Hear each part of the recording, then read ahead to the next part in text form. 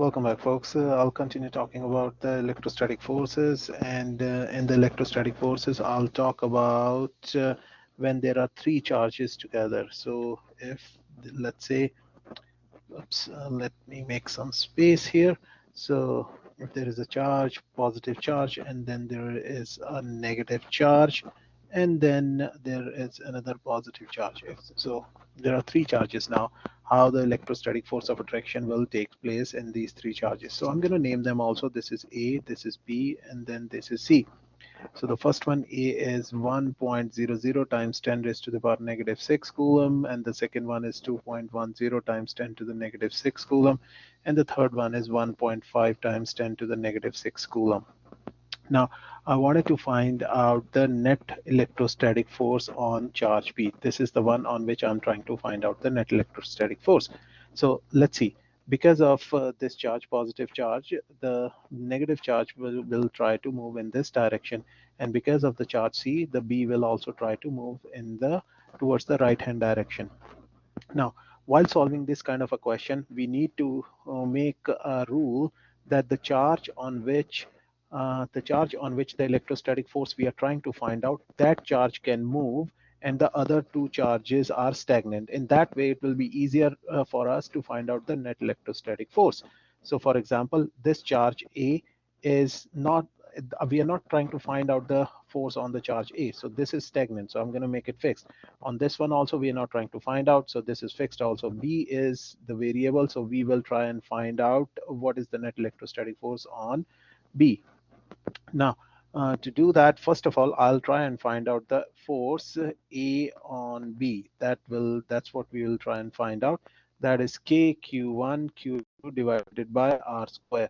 And that will be equal to 9.00 times 10 raised to the power 9. Q1, this is 1.00 times 10 to the negative 6, multiplied by 2.10 times 10 to the negative 6, divided by the distance between the two charges, which is uh, given to us also, which I forgot to mention. This is 1.6 times 10 raised to the power negative 2 meters, and the same amount of distances between B and C.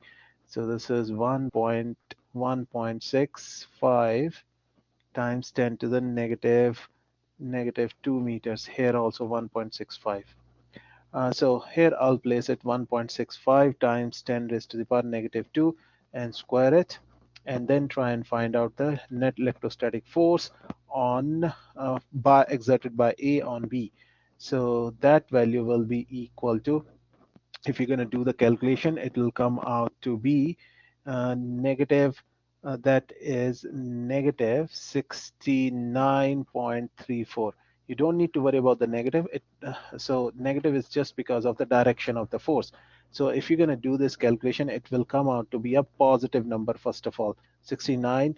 And then to find out the direction, we will just simply look at these two charges. This is B is a positive, and A is positive and B is negative, and B is allowed to move. So B will automatically move towards the A because A is positive. So they will try to attract each other. And so this is towards the left, and then I can write it as negative 69.34 or 69.34 towards the left. Both are correct answers. Now, one more thing, if you don't know how to do this calculation, I'll tell you one more time. If you didn't saw it in the previous video, you will start it with the bracket 9.00 times 10 raised to the power 9, multiply it with 1.00 times 10 raised to the power negative 6, multiply with 2.10 times 10 raised to the power negative 6, and close this bracket, and then press the division, and then start another bracket 1.65 times 10 raised to the power negative 2, close the bracket, and then square it. That's how you will be able to get the answer once you're going to put the values like this in your calculator. Now, coming down to the other part, the net force exerted by C on B. That's what we will try to find out, and that is towards the right hand side. We can clearly see from the diagram too. So force FC on B, that'll be equal to, again, same old formula, KQ2, in this case Q2 Q3 divided by R square, because we are dealing with the second and the third one. and the K value is again 9.00 times 10 raised to the power 9. Multiply it with, let me just quickly check whether I've started the recording or not. Yes, the recording is going on. So multiply it with the charge 2.10 times 10 raised to the power negative 6, multiply by 1.5 times 10 raised to the power negative 6, divided by, again, the distance is still the same, 1.65 times 10 raised to the power negative 2, square it. That's what we are doing. So this charge, this one, and this one, and this is the distance between the two charges. And once you're going to do the calculation, the value will come out to be 104 Newton, and this is towards the right hand side. And this is F C on B. And then we will try and find out F net force, that will be equal to one which is acting towards the left hand side, which is negative 69.34, negative 69.34, and one towards the right hand side plus 104, and then the net force value will be 34.7 towards the right hand side. That will be the net force which will act on the system. Again, if you wanted to see it with the help of diagram, this is 69.34, this one is 104, and the net force will be obviously towards the right hand side. You subtract the two forces, and 34.7 Newton towards the right hand side will come out to be the final answer. So hopefully you understood what we did in this question. And then this was a one dimension problem. So everything was moving along the x-axis, so in one direction.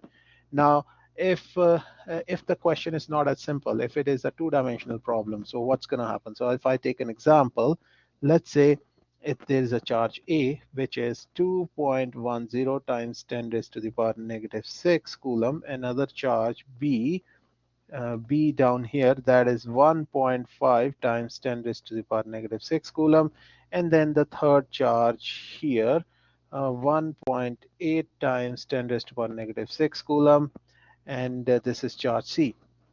Now, I wanted to find out the net electrostatic force on charge B. Let's say this is the one on which I'm trying to find out right now. So C is a positive charge, and A is a negative charge, B is a positive charge. So because of A, B will try and move in this direction. Because of C, B will try and move in this direction. Okay. Obviously, I can clearly see this thing from the help of the diagram. And the distance between the two charges, this distance is equal to, this distance is 3.00 times 10 raised to the power negative 2 meter. And then this distance is equal to 2.00 times 10 raised to the power negative 2 meters. All right. So again, same old story. First of all, I'll find out the F net by A on, well, I shouldn't write the net. I should write it as FA on B. That's what I shall write it as. So this will be KQ1 Q2 divided by R square. And this is 9.00 times 10 raised to the power 9. Q1 is 2.10 times 10 raised to the power negative 6 multiplied by 1.5 times 10 raised to the power negative 6 and divided by r square, the distance 2.00 times 10 to the negative 2, square it, and yeah, that's going to give you the A on B. That will be equal to, if I do the math, that should come out to be equal to 26.13 Newton, if I am not mistaken with this. Let me re-look into the calculation. So this is, no, this value is not 26. This value is actually 70.80 Newton. That's what it is. And this is towards the left-hand side. So I marked it like this. And then I will try to find out C on B, uh, and that will be equal to well, that will be in the upward direction. And one more time, why I have taken it on the upward direction? Because of C. So C will make it stagnant, and B is positive, C is positive, so B will try and push away, push itself away from C. So that's why it is showing up. Same case, this was stagnant. Because of A, which is a negative charge, B is trying to push itself towards A. So that's why I showed it in this direction. So hopefully directions are, now you can easily access how the directions are calculated. Now again, force, uh, that is force C on B, I should always put them in the absolute sign right now. And then this is FA on B. This I won't put it in the absolute sign because I'm also mentioning the direction.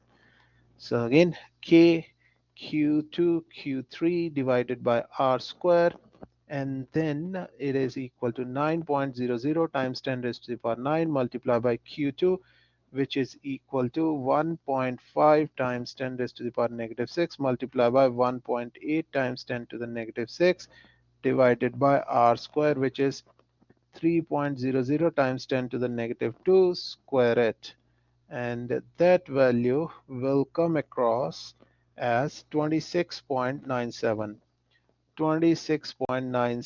Newton, and this is in the upward direction. And net force F net value will be equal to, uh, one is towards the left, another is in the upward direction. So you cannot just calculate the net force by using the previous method, whatever we've done in the previous question. So I have to use the Pythagorean theorem for this case. So one is in this direction, which is, let me change the size of the pencil. This value is 70.80 and the upward is 26.97, and the final resultant will be somewhere like this. That's how the final resultant will play out, and this value is 26.97. I can find the angle and the resultant value. This is the resultant F net. F net, that'll be equal to, again, square root of, I'm applying the Pythagorean theorem, a square plus b square equal to c square. So 70.80 square plus 26.97 square, and that value will come across as 75.8 Newton. And then we can find the angle also. Tangent theta is equal to, uh, tangent theta is equal to 26.97, because opposite upon adjacent. This is opposite and this one is adjacent. 26.97 divided by 70.80, and then theta value will come out to be 20.9 degrees, and it is, well, this is the angle, this is the angle, this is north of west, that's where the angle will be. So the final answer will be 75.8 at an angle of 20.9 degrees north of west. That's where the object is moving, or the charge B will move. So hopefully you understood how we're going to solve these questions. I'll see you with another video. Till then, goodbye. Think of subscribing the channel if you can. If you can't, that's totally fine too.